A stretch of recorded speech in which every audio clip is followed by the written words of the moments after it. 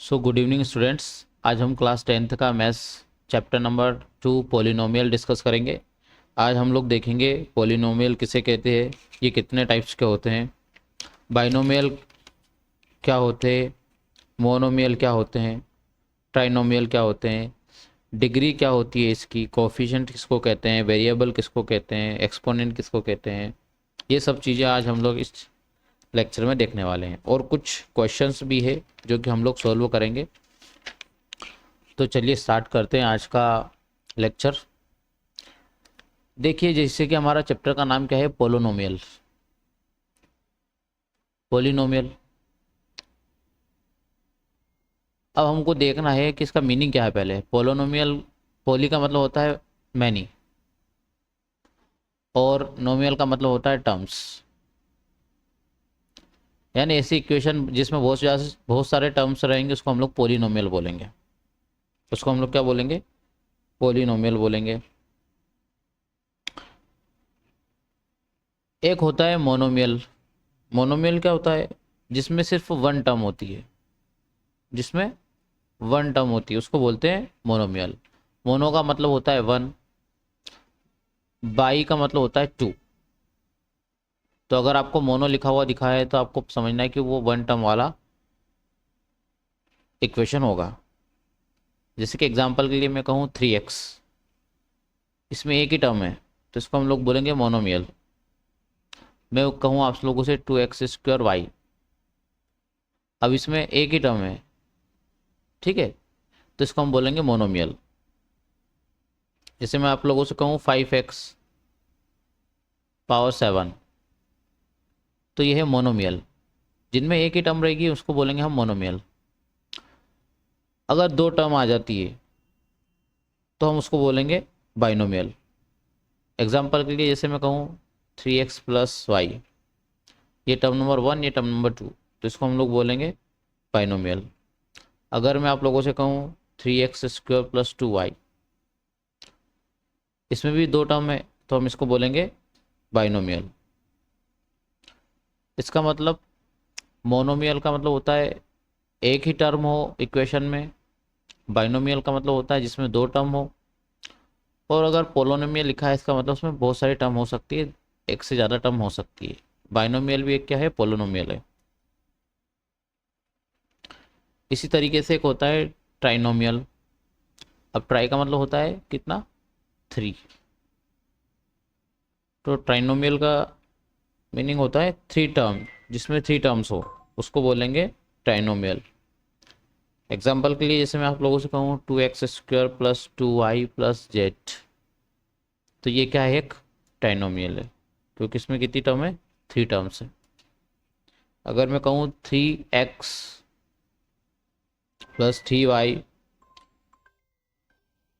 + z, तो ये क्या है, ट्राइनोमियल है क्योंकि इसमें कितनी टर्म्स है, 3 टर्म्स है।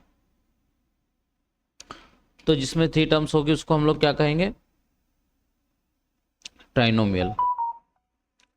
अब हम लोग देखेंगे कि डिग्री कौन सी, डिग्री डिग्री किसको कहते हैं, डिग्री क्या होती है।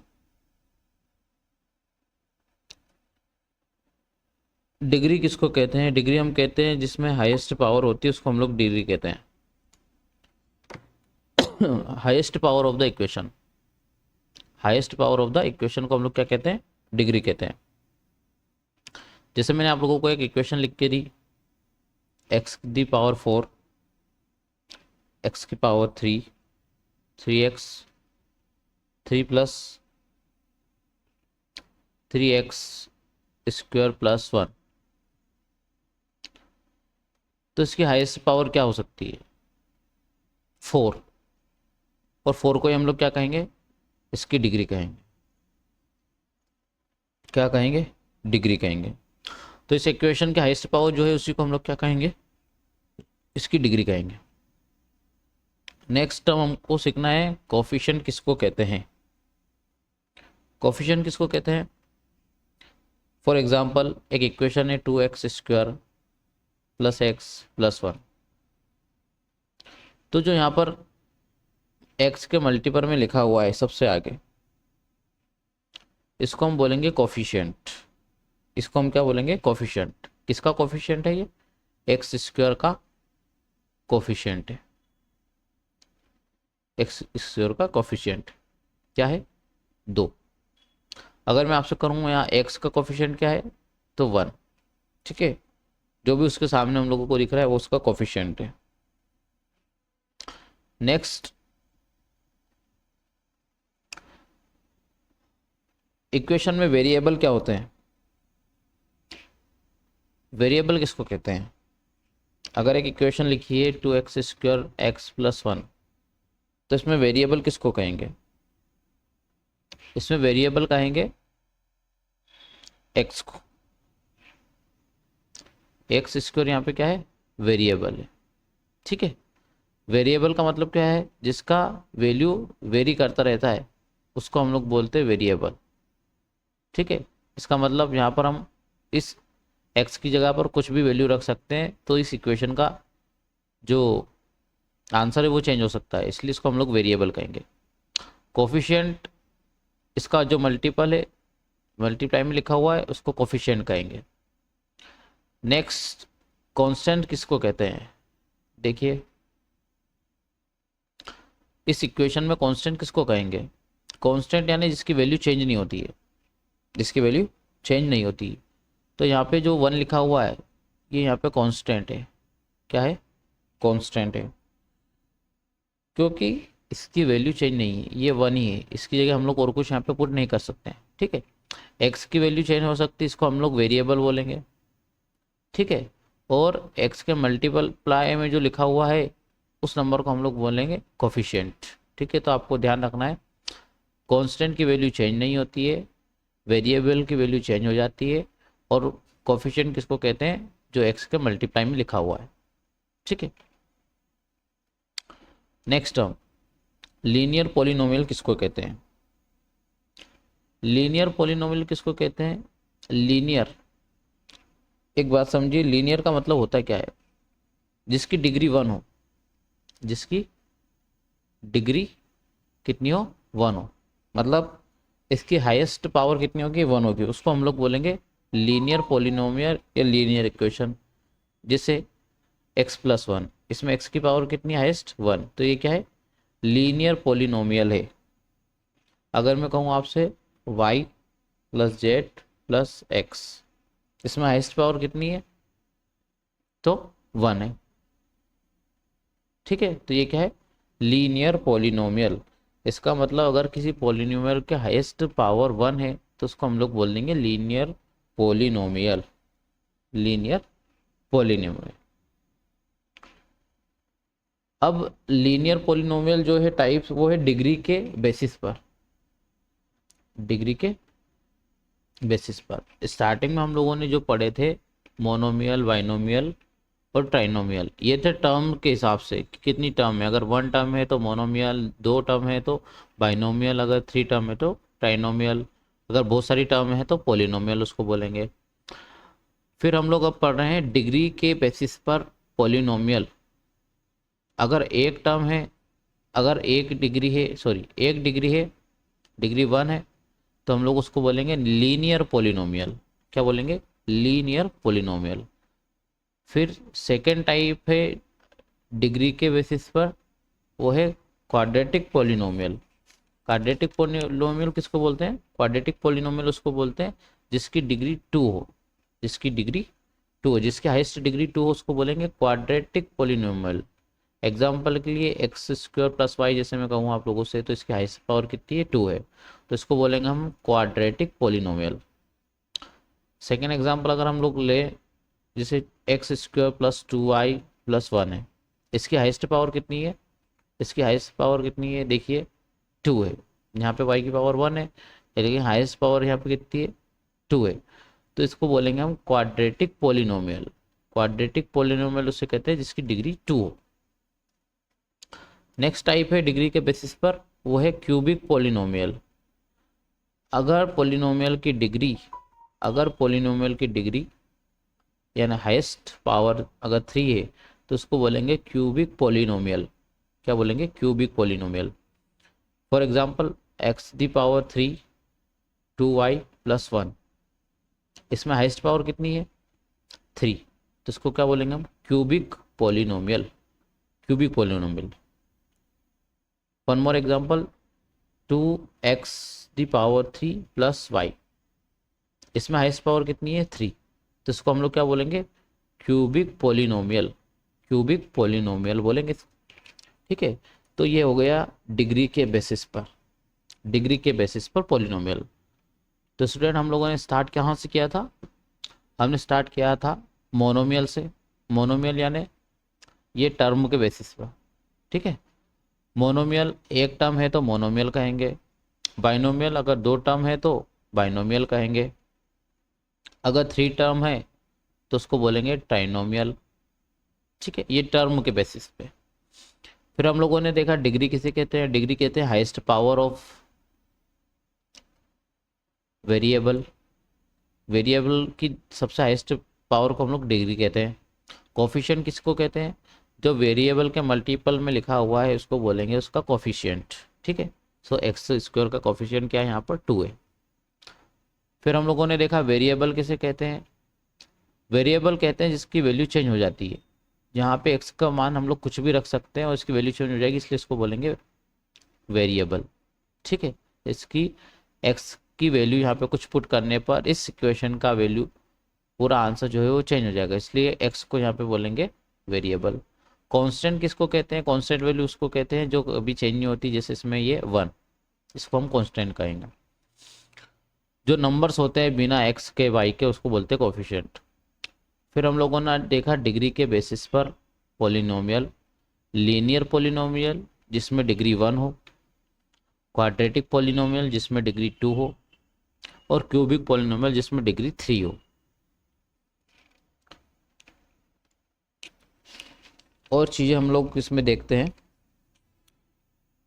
जीरो ऑफ पोलिनोमियल किसको कहते हैं, zero of polynomial, zero of polynomial किसको कहते हैं, जैसे हमारे सामने एक पोलिनोमियल लिखा हुआ है x-5। अब मैं इस इक्वेशन में अगर x की वैल्यू 5 रख दूं तो इसकी वैल्यू कितनी हो जाएगी, x की वैल्यू 5 पुट करने पर इक्वेशन हमारी हो जाएगी 0। क्या हो जाएगी 0। तो x की ऐसी वैल्यू जिसको इक्वेशन में पुट करने पर उस इक्वेशन का रिजल्ट 0 आ जाए उसको बोलेंगे जीरो ऑफ द पोलिनोमियल, उसको बोलेंगे जीरो ऑफ द पोलिनोमियल या रूट या फिर सॉल्यूशन, रूट भी बोल सकते हैं सॉल्यूशन भी बोल सकते हैं। ठीक है, तो ये होता है zero of the polynomial. Polynomial में वेरिएबल की वैल्यू रखने पर अगर रिजल्ट 0 आ जाए तो उसको बोलेंगे हम लोग जीरो ऑफ पोलिनोमियल या फिर उसका सॉल्यूशन या फिर उसका रूट। ठीक है, नेक्स्ट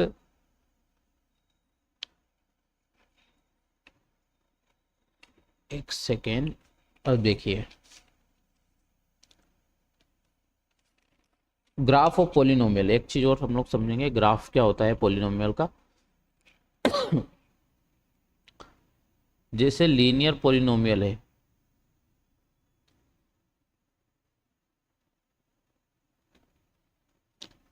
लीनियर पोलिनोमियल है तो उसका ग्राफ कैसे बनता है आप लोगों को ये भी पता होना चाहिए। ठीक है,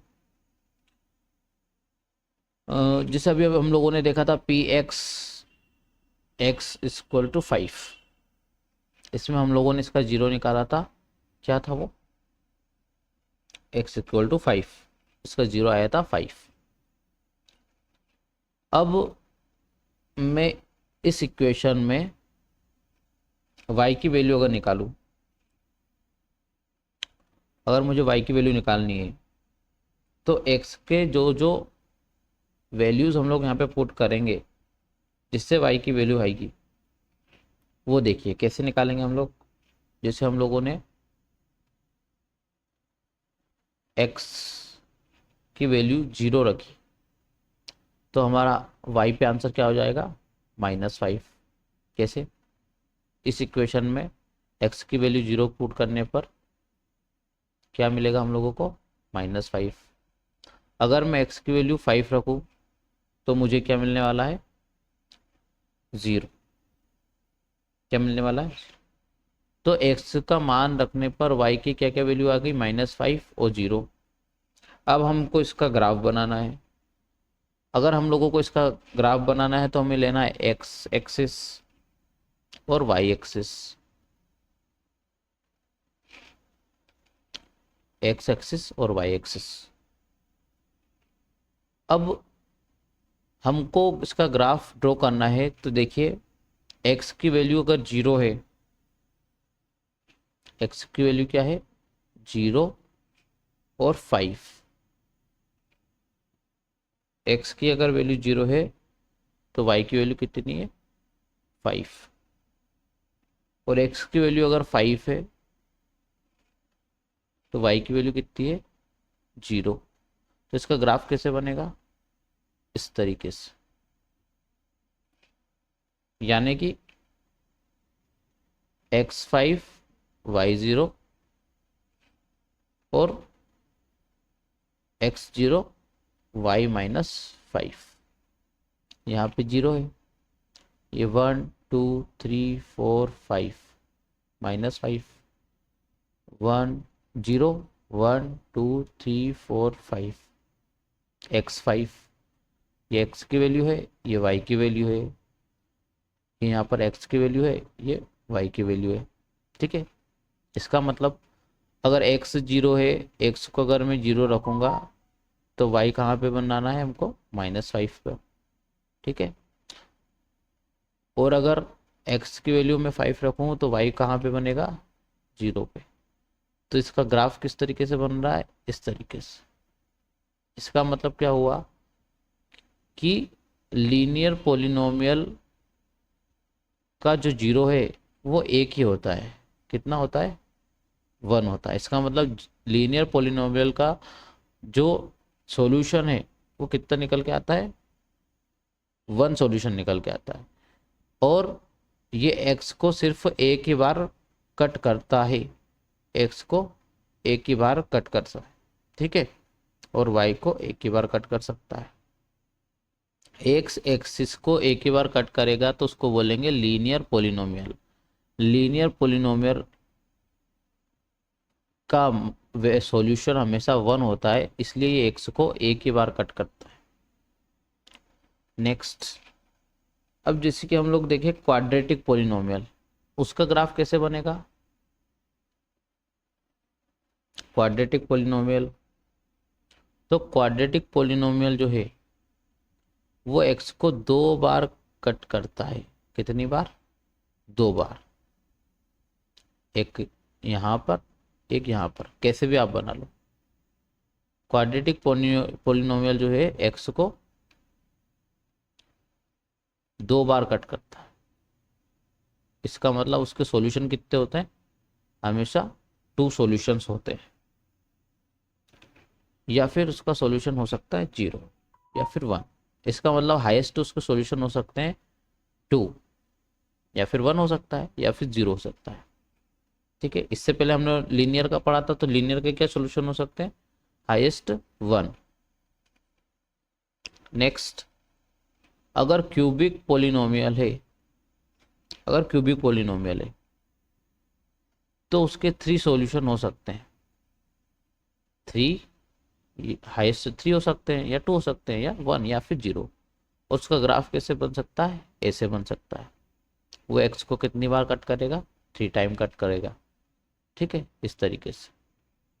तो हम लोगों को ध्यान रखना है लीनियर, क्वाड्रेटिक और क्यूबिक।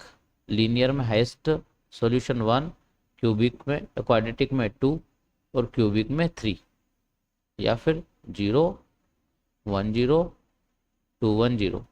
ठीक है, हाईएस्ट 1 हो सकता है, हाईएस्ट 2 हो सकता है, हाईएस्ट 3 हो सकता है। यानी x को 1 बार कट कर सकता है, क्वाड्रेटिक 2 बार कट कर सकता है, और क्यूबिक 3 बार कट कर सकता है।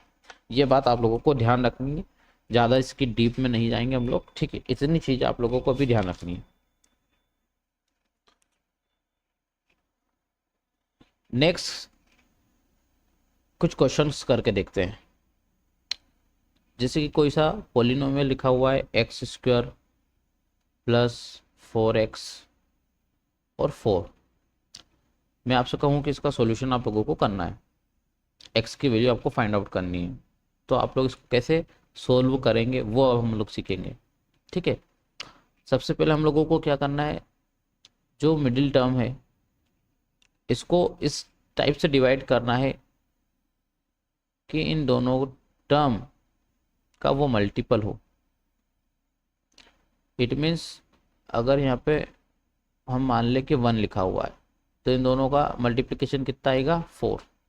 ठीक है, हमको 4x को इस तरीके से 2 पार्ट्स में डिवाइड करना है कि उनको ऐड करने पर 4 आ जाए। तो हम लोग क्या लिख सकते हैं, हम लोग लिख सकते हैं 2x एंड 2x। इसको हम लोग इस तरीके से लिख सकते हैं 2x प्लस 2x 4x को। अब हम लोगों को यहाँ से कॉमन लेना है x, तो ये क्या हो गया x प्लस 2। इसी तरीके से हम लोग यहाँ पे क्या कॉमन ले सकते हैं 2, तो यहाँ पे क्या हो जाएगा x प्लस 2। जो दोनों टर्म कॉमन है उनको वन टाइम में लिखेंगे, ठीक है, जो ब्रैकेट में लिखी हुई है, और जो बाहर लिखे हुए हैं उनको एक ब्रैकेट में लिख देंगे।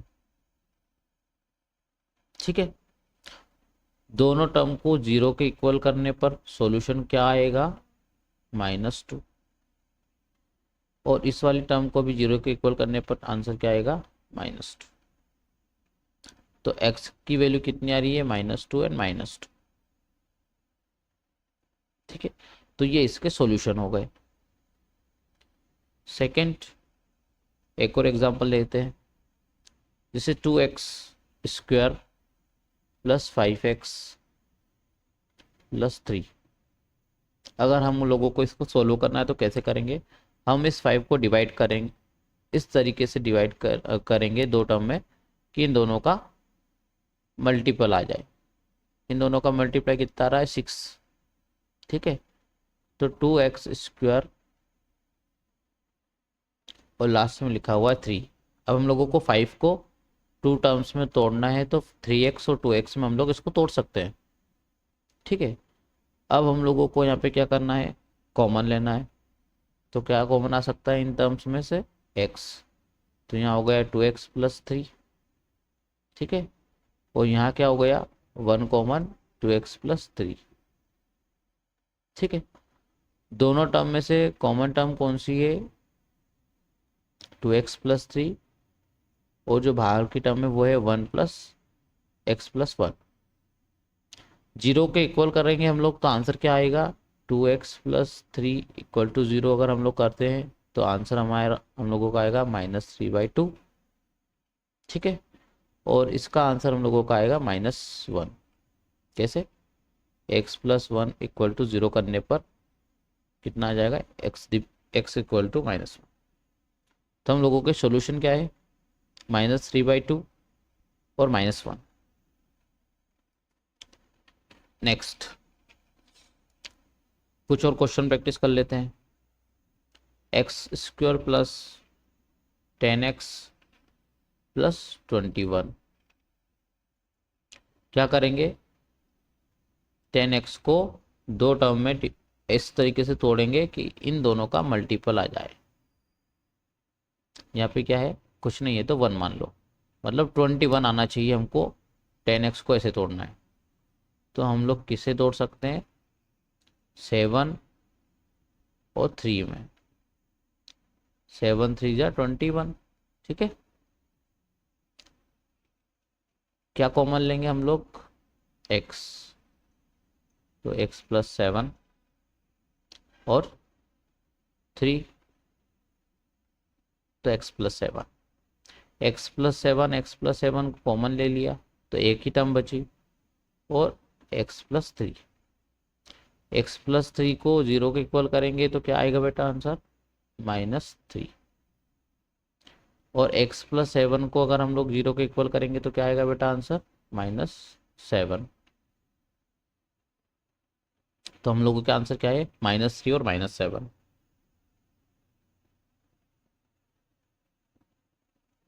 -3 and -7। Next 3x square plus x -4 कैसे सोल्व करना है? इन दोनों का मल्टीप्लाई करो, कितना आ रहा है? -12। मिडिल टर्म को इस तरीके से हम लोगों को दो नंबर्स में बनाना है कि दोनों का मल्टीप्लाई कितना है? -12 आ जाए। तो क्या लिख सकते हैं? 4 और -3।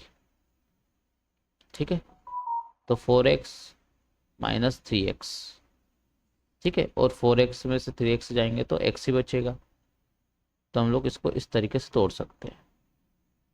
क्या कॉमन ले लेंगे हम लोग? यहाँ पे x ले लेंगे, अंदर बचा 3x और 4।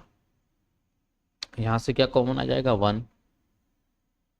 तो 3x और 4 दोनों टर्म्स जो सेम है उसको 1 टाइम लिख दो,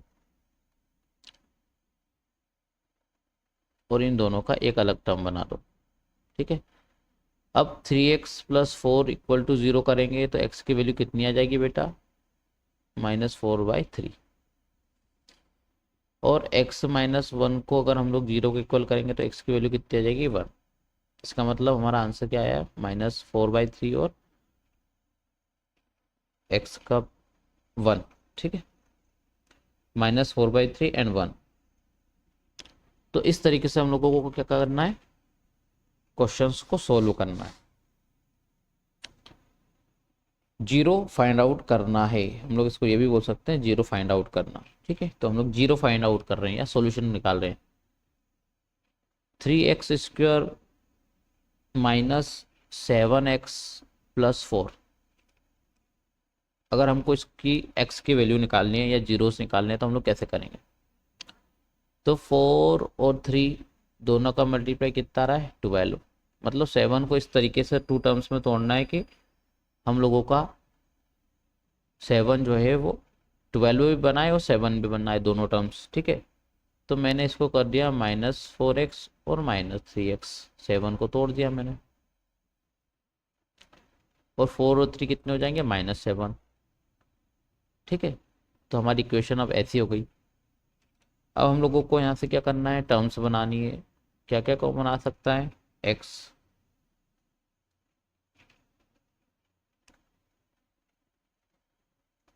3x -4, और यहाँ पे क्या कॉमन आ जाएगा? -1।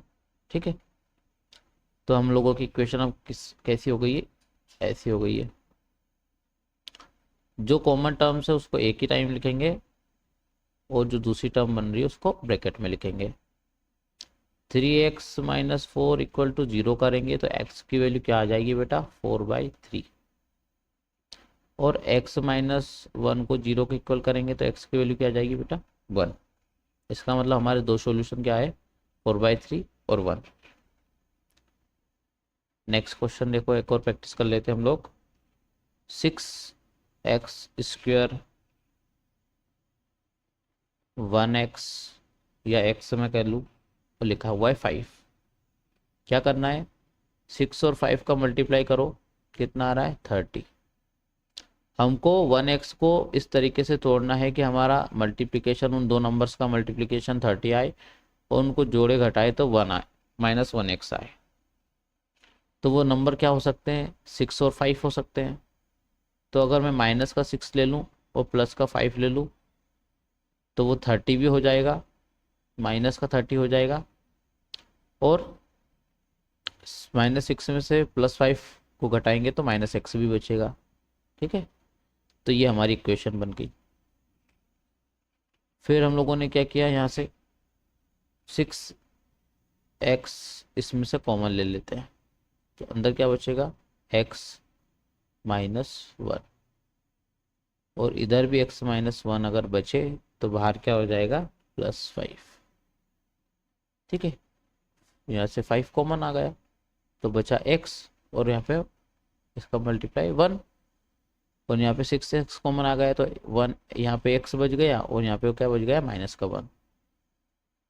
अब x -1 एक टर्म ये है, और एक ब्रैकेट में लिखा है 6x + 5।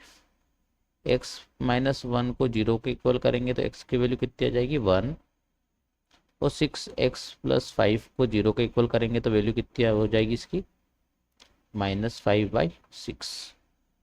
तो ये हमारे सॉल्यूशन निकल के आए 1 और -5/6। One more question, x² -2x+8। क्या करना है, इस 2x को दो टर्म में इस तरीके से लिखना है कि इन दोनों का मल्टीप्लाई -8 आ जाए। कितना हो जाए -8। तो कैसे लिख सकते हैं, 4 2 8 होता है, तो इसको लिख सकते हैं 4x + 2x। ठीक है, 4 में से 2 जाएगा तो 2x ही बचेगा और बाकी चीज़ें सेम। फिर हम लोगों को क्या करना है, दो टर्म्स बनाने हैं, ब्रैकेट्स बनाने हैं, तो इसमें से x कॉमन आ गया, 4 इधर आ गया और इधर भी x + x - 4 जो है वो ब्रैकेट में आ जाएगा। और क्या कॉमन ले लेंगे, 2 कॉमन ले लेंगे, x - 4 और x - 2। x - 4 = 0 करेंगे तो x की वैल्यू कितनी आ जाएगी 4। x + 2 को 0 के इक्वल करेंगे तो x की वैल्यू कितनी हो जाएगी -2। तो सॉल्यूशन क्या निकल का है 4 और 2। ठीक है, नेक्स्ट। अब देखिए, आज हम लोगों ने जो भी चीजें सीखी है इससे आगे हम लोग आज नहीं पढ़ेंगे, बाकी चीजें हम लोग कल देखेंगे। हम लोगों ने मोनोमियल देखा 1 टर्म वाले, बाइनोमियल देखा 2 टर्म्स वाले, ट्राइनोमियल देखा जिसकी 3 टर्म्स होती है। डिग्री क्या होती है, जो हाईएस्ट पावर होती है उसको हम लोग डिग्री कहते हैं। कोफिशिएंट क्या होता है, जो x के मल्टीपल में लिखा हुआ है उसको उसका कोफिशिएंट बोलेंगे। फिर हमने देखा वेरिएबल क्या होता है, तो जो x है वो इस इक्वेशन में वेरिएबल कहलाता है, जिसकी वैल्यू हम लोग कुछ भी पुट कर सकते हैं और इक्वेशन का वैल्यू आंसर जो है वो चेंज हो सकता है। कांस्टेंट क्या होता है, जो चेंज नहीं होता उसको कांस्टेंट कहते हैं, नंबर्स को कांस्टेंट कहते हैं। ठीक है, जो एंड में लिखे रहते हैं। फिर हम लोगों ने देखा डिग्री के बेसिस पे पॉलिनोमियल होते हैं, लीनियर पॉलिनोमियल जिसकी पावर 1 रहती है, क्वाड्रेटिक पॉलिनोमियल जिसकी पावर 2 रहती है, क्यूबिक पॉलिनोमियल जिसकी पावर 3 रहती है। फिर हम लोगों ने देखा कि जीरो किसको कहते हैं, जिससे इक्वेशन की वैल्यू 0 आ जाए उसको जीरो ऑफ द पॉलिनोमियल कहते हैं या सॉल्यूशन कहते हैं। फिर हम लोगों ने देखा कि लीनियर पॉलिनोमियल जो है वो एक्स एक्सिस को एक ही बार कट करता है क्योंकि उसका 1 सॉल्यूशन होता है। क्वाड्रेटिक पॉलिनोमियल जो रहता है एक्स एक्सिस को 2 बार कट करता है क्योंकि उसके 2 सॉल्यूशन होते हैं हाईएस्ट। और क्यूबिक पॉलिनोमियल जो है वो 3 टाइम एक्स को एक्स एक्सिस को कट कर सकता है क्योंकि उसके हाईएस्ट सॉल्यूशन कितने निकल सकते हैं 3। फिर हम लोगों ने देखा इक्वेशंस को कैसे सोल्व किया जाता है। ठीक है, जो मिडिल वाला नंबर है उसको इस तरीके से तोड़ा जाता है कि वो लास्ट और फर्स्ट के मल्टीप्लाई के बराबर आए और सॉल्यूशन हम लोगों ने निकाले 0 के इक्वल रख के। तो आज हम लोगों ने जितना भी पढ़ा है आपको पहले ये रिवाइज करना है, ये चीज़ आपको लर्न करनी है।